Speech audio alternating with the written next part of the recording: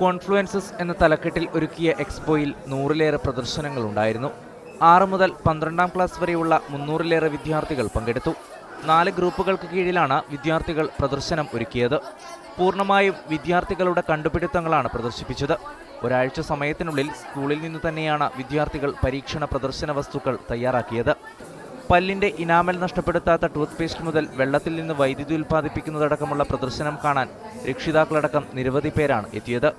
മാർക്കറ്റിൽ നിന്ന് ലഭിക്കുന്ന ഷാമ്പുകളിൽ താരതമ്യേന നല്ലതെങ്ങനെ തിരിച്ചറിയാം എന്ന പരീക്ഷണമാണ് നേഹ, ഐമൻ, ഗ്രീഷ്മ എന്നീ വിദ്യാർത്ഥിനികൾ ഒരുക്കിയത്. മാർക്കറ്റിൽ പേര് കേട്ട പല ഷാമ്പുകളും ഞങ്ങൾ ഇവിടെ ടെസ്റ്റ് ചെയ്തു. അലിയാസ്മീൻ സ്കൂളിലെ സയൻസ് ലാബിലുള്ള നോവാ കിറ്റിലെ pH സെൻസർ യൂസ് ചെയ്താണ് ഞങ്ങൾ ടെസ്റ്റ് ചെയ്തത്. അപ്പോൾ പേര് കേട്ട പല ഷാമ്പുകളും ആസിഡിക് ആണെന്നും അത് അത്ര നമ്മളുടെ ചിന്തയ്ക്കൊത്ത ഒരു ഗുണനിലവാരം അതിനില്ലെന്നും നമുക്ക് മനസ്സിലാക്കാൻ സാധിച്ചു. കുട്ടികളുടെ ശാസ്ത്രബോധം വളർത്തുന്നതോടൊപ്പം സംഘാടന പാടവം കൂടി വളർത്തുവാൻ ഉദ്ദേശിച്ചായിരുന്നു പ്രദർശനം. PV's group academic director S Padmini എക്സ്പോയുടെ ഉദ്ഘാടനം നിർവഹിച്ചു. അലിയാസ്മീൻ സ്കൂൾ പ്രിൻസിപ്പൽ റഹ്മത്തുള്ള, ജിദ്ദാൽ വുറൂദ് സ്കൂൾ പ്രിൻസിപ്പൽ ശ്രീദേവി എന്നിവർ സംസാരിച്ചു.